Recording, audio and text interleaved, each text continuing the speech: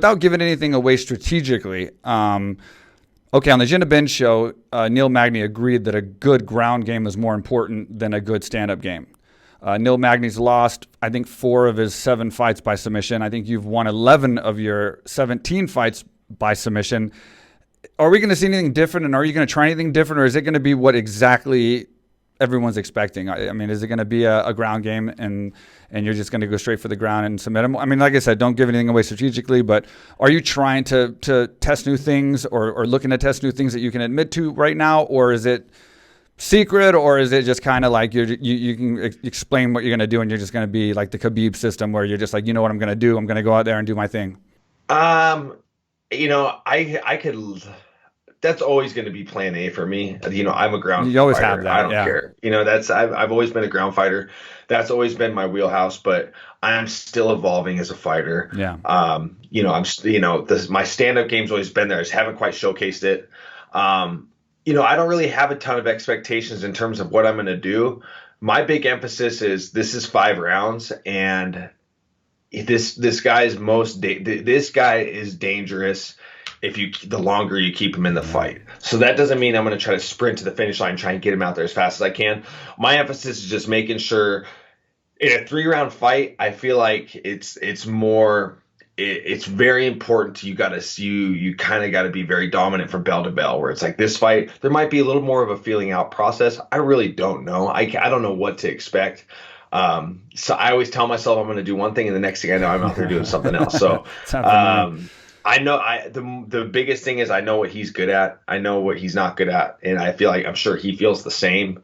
And I'm just going to let the fight kind of unfold. There's really I'm not huge on a set game plan guy. I'm not a guy that's like, we have a game plan. This is what we're doing. It's like, I don't really like game planning because like I said, game planning goes back to what I was saying earlier about like when you're watching film, usually guys that are very big on these set game plans, they're religious about watching the film. And it's like, you base your game plans almost around what your opponent's doing. Right. And what happens when your opponent's not doing what your game plan's based around, everything's going to kind of fall apart.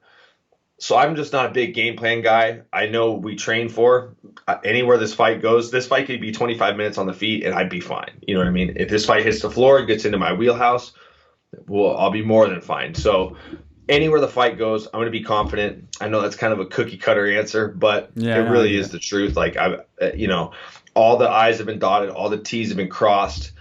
I've got to spar, I've got to wrestle, I've got to grapple, I got to do everything I need to do in a camp to fight this fight wherever it needs to take place. So I'm just confident wherever the fight goes at this point. And be it and or finish or time frame, ideally, what are you looking to do here as far as a prediction?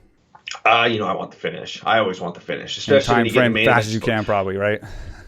Just whenever the opportunity presents itself, and that could be early, that could be late. It's hard to say when you're going against a guy like Neil. Like it could be a late finish, it could be an early finish. You really don't know what to expect, and that could go both ways. He's a dangerous guy as well, and I think a guy like Neil, who I definitely have a lot more finishes than he does. But I think that he's more prone to get a finish with his activity, his comfortability. This will be his 4th fight, almost within a year. I think within a year span, not a calendar year, but a year span. I think this is his 4th fight, and I think that makes him more dangerous in terms of being able to get a finish. And but for me, it's just whenever the opportunity presents itself, I'll capitalize. And I'm very good at spotting those openings. I'm not a guy.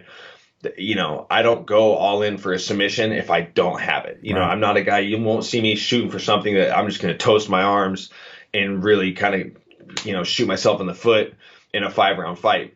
But best believe if the opportunity presents itself, I will capitalize. And that's what makes me dangerous in this fight is you can't make a mistake. Like if this fight hits the ground and you make one small error, it's going to cost you the fight. You could be beating me for 24 to 25 minutes, but in that 25th minute, if you make the smallest mistake, you leave your neck hanging out. I'm going to grab it. So that's what makes this fight so interesting. So it should be a lot of fun, man. And I'm really looking forward to it.